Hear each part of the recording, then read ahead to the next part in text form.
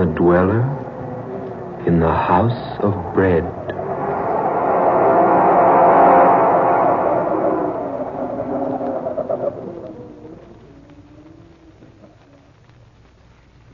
I'm Scott Bishop. I create fantasies for the radio. I write weird stories for magazines. I write books on strange subjects. Authors who do these things sometimes attract odd happenings. I don't ask listeners to believe my stories. I do not expect you to believe what I'm going to tell you now. As I was sitting alone at my typewriter one evening, plotting in my mind an outline for a story, my room was quiet. There was a soft, spicy odor of incense being wafted in from some other portion of the house. An organ was playing softly somewhere in the distance. That was when I fell asleep. And in my dream, I found myself alone high on a precipice, the highest in all creation, where I could observe with a naked eye all the far-flung wonders of the universe, where I could overlook that common clay that mankind calls the earth. And as I watched high on that vantage point,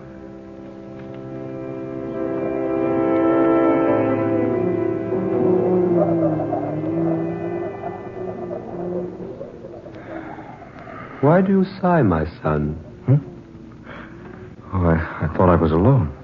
Are any of us ever alone?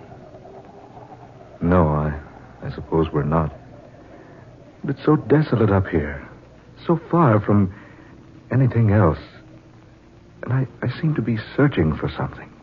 Could it be, my son, that the reason is you are searching for the truth? The truth. What is the truth? You ask that? Then asking, you surely must not know. The truth. Is it some vague, inconsequential thing? Some mythical nothingness? Some non-existent wishfulness? Truth, my son, is neither inconsequential, nor vague, nor mythical. If I could only believe that. You can believe it, if you will. Can one believe something he's never seen? Perhaps. You think me a cynic, don't you, sir? I haven't said I do. Nor have you denied it. My son, look upon me. What do you see? Why, a man. Like myself. A little older, perhaps. And perhaps wiser. I make no boast of any wisdom I might have.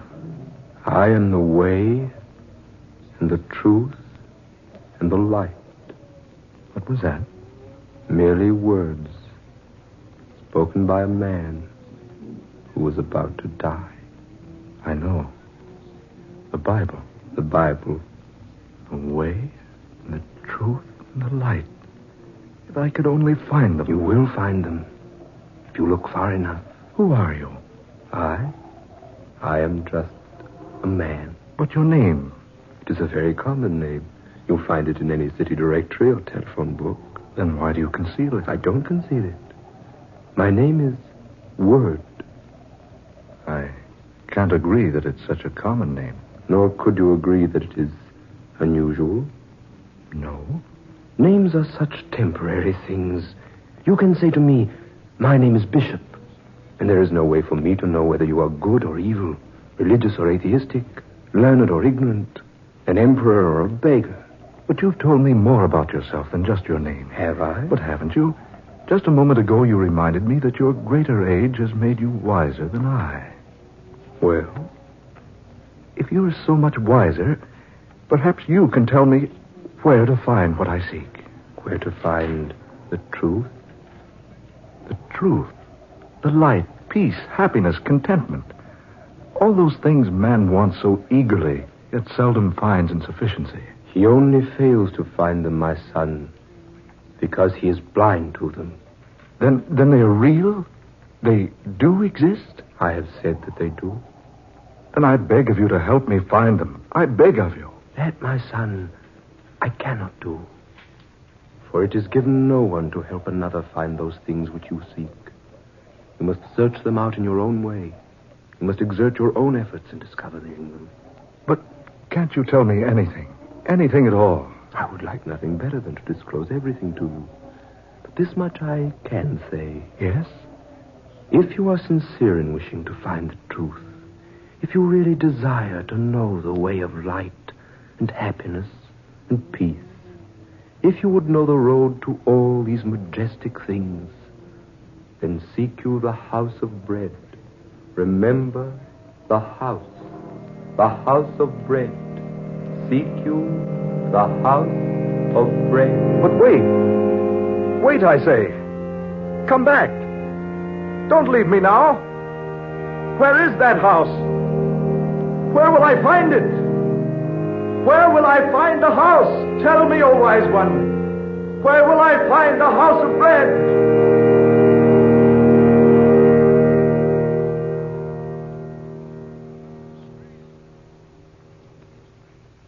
I've already told you I was dreaming. I make no secret of that. At first, I didn't tell my dream to anyone. Instead, I cherished it. Gave it many hours of deep thought and serious contemplation. I didn't even tell Sonia. Not at first. I gave much thought to the things the man on the mountaintop had said to me. Those lines he quoted from a book almost as old as Christianity itself. And the house of bread. Where was it? Could I find it? I resolved to try, so I went to my boss.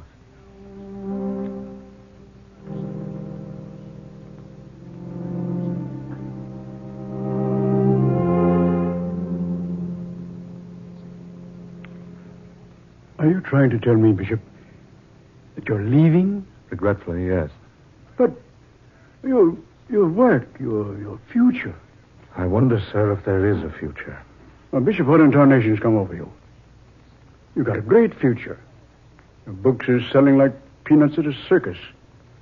Here's a wire from fantastic periodicals. They want a contract for a series of 12 short stories about the supernatural. That's $3,000. $250 apiece. That's not hay. Oh, good Lord, man. Are you out of your mind?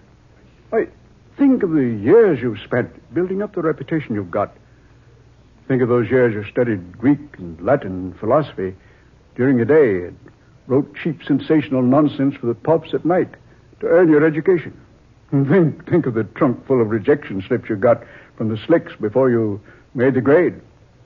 Think of the money you've spent on travel and research. That's just it, boss. I am thinking of all those things. So what? So I've worked hard and maybe I'm a success. Who can say? Maybe you're a success.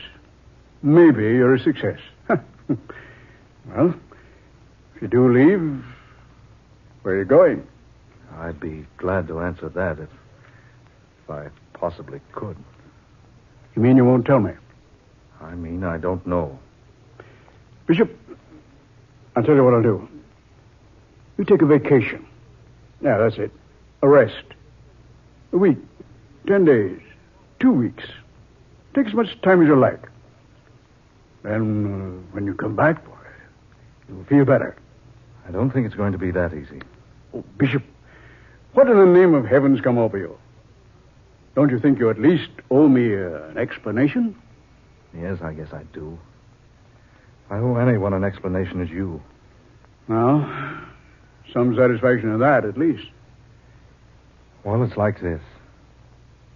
It all happened about 3 weeks ago, out at my study. I had a story to write for the radio, the Egyptian mummy thing. While I was trying to come up with a reasonable plot, I drifted off to sleep.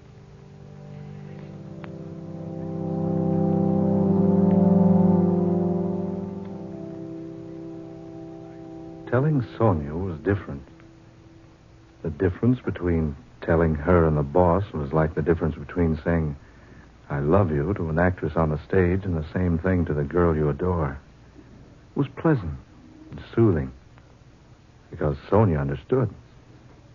Sonia understands everything. She wouldn't be Sonia if she didn't.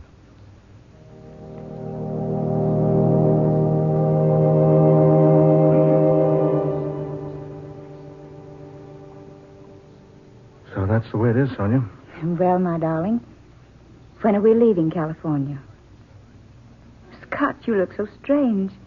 Didn't you think I'd want to go along? But, Sonia, you want to seek it too? What better thing could I do?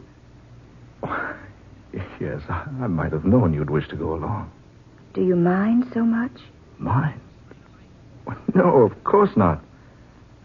But the journey may be a long one. I love long journeys. And a difficult one. I've always been used to difficulties. It may take us to far-off places. But I adore far-off places. And it may end only in disappointment. Haven't we shared many a disappointment, Scott? Yes, indeed we have. I can think of no one I'd rather make the journey with. Thank you, darling.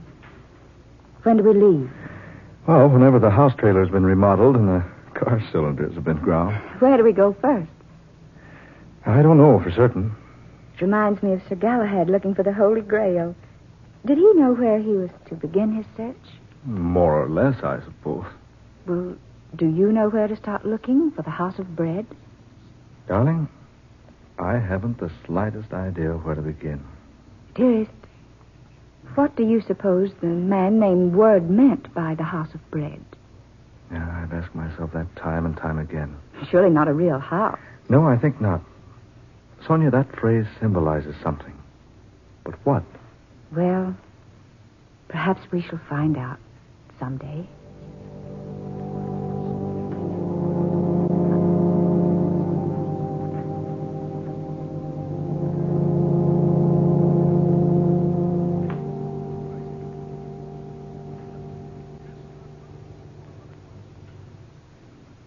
That was when we decided to go seeking the House of Bread.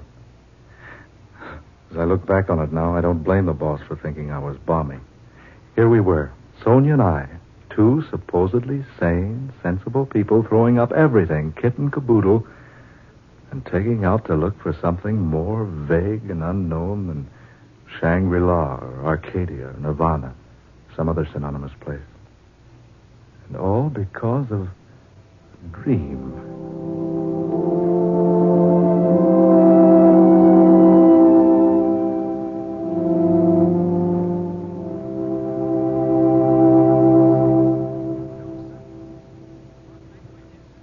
So we had the house trailer remodeled and the automobile repaired, and we drew our money from the banks and started out.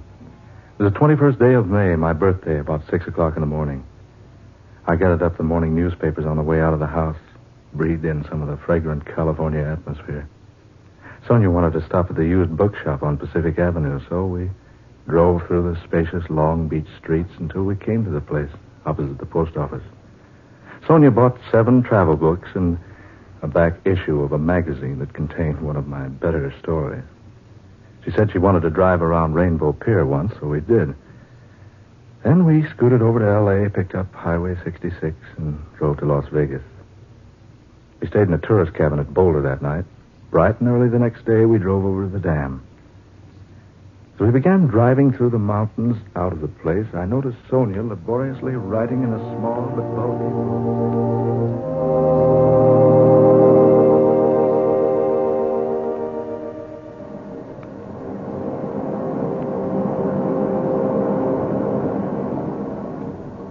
What's that, dear?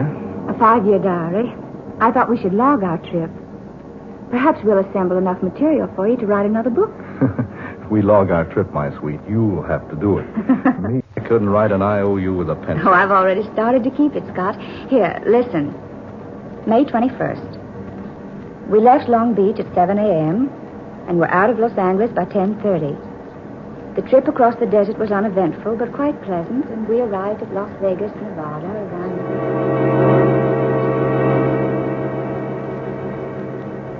May 22nd, Flagstaff, Gallup, Albuquerque.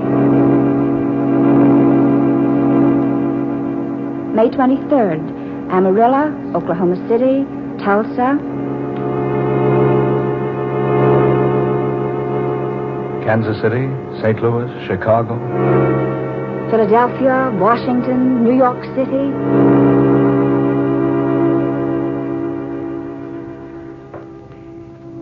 May 30th. We sailed today from Pier 17 for London aboard the SS America. As we stood at the ship's rail together, Sonia and I, we wondered just why we decided to leave the good old United States behind. Did something tell us our goal was far beyond the sea?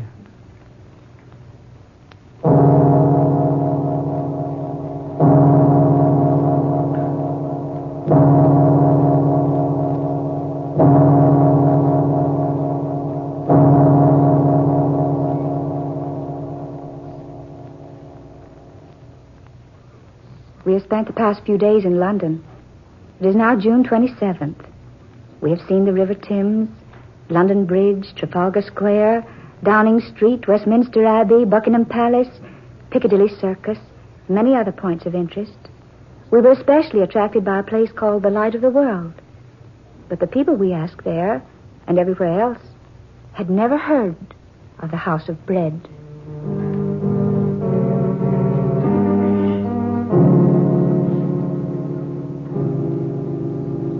July 16th. We're about to leave Paris for Madrid.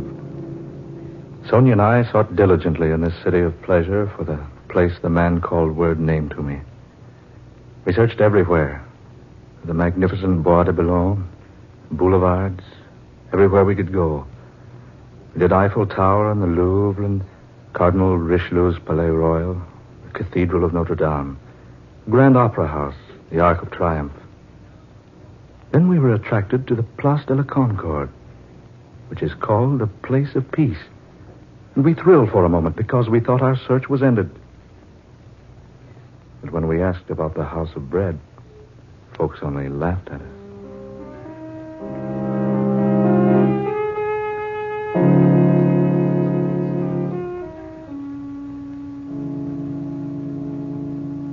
July 30th, Madrid, where there are two classes of people, those who go to bed after 3 a.m. and those who get up before 4. No Spaniard had ever heard of the House of Bread.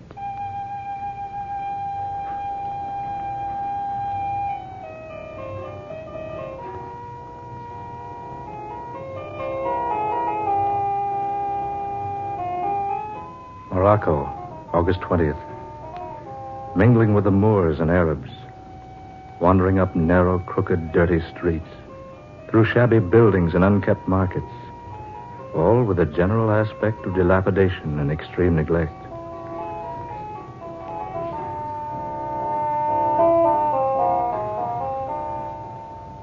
Tripoli, September 15th. Sponge fisheries, ostrich feathers, gold, ivory, rugs, and the ruins of a triumphal arch erected to Marcus Aurelius.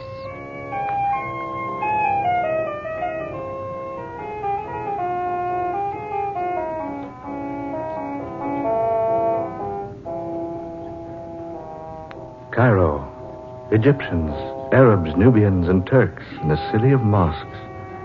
High stone houses, barred windows, stately turrets and domes, rising above the surrounding dirt and squalor. And the temple where tradition has it that God talked with Moses. No encouragement here either. The house the man Word spoke of is unknown. It is late October.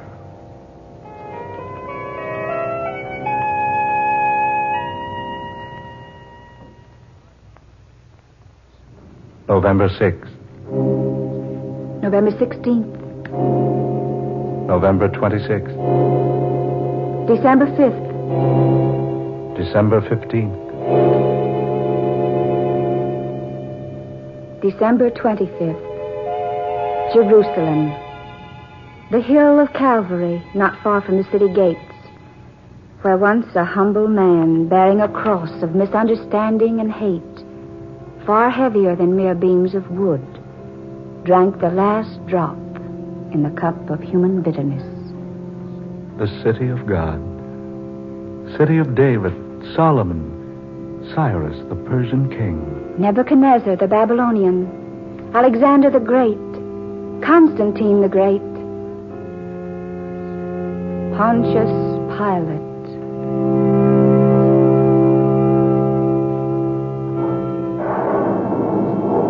The storm swoops down. Rain begins to fall. The newborn stars are hidden, all save one. There is one star to the east, quite close by. It scintillates through the gloom, through the downpour. It sends out its rays and engulfs us, enfolds us, becomes almost a part of us. And Sonia writes that we must follow the beam it sends pounding vigorously earthward.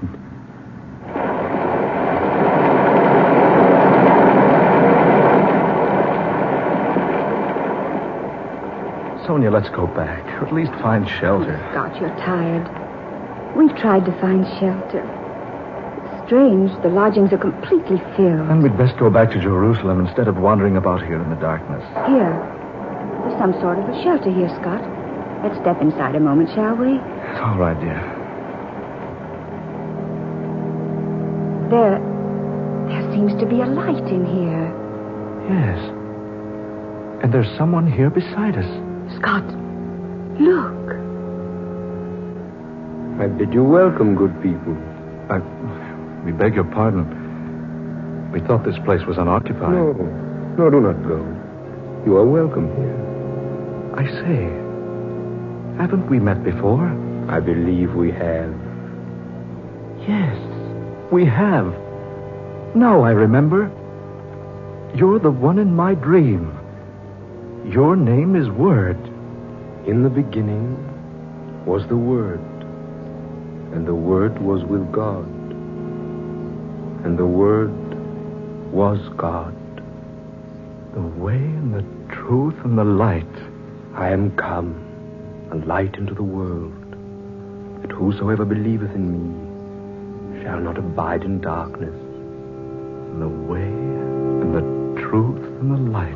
And lo, the angel of the Lord came upon them, and the glory of the Lord showed round about them, and said unto them, Fear not, for behold, I bring you good tidings of great joy.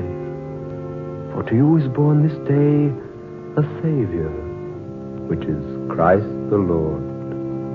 Be not afraid. Have you not been told, Seek ye the Lord, and he will not be scornful unto thee? Here in this humble manger, you were born. 2,000 years ago. Verily I say unto you, I am with you at all times, in all places, even unto the consummation of the world. Then this is our answer. This is what we have been seeking so earnestly. Because you have seen me, you believe. Blessed is he who has not seen me and still believes.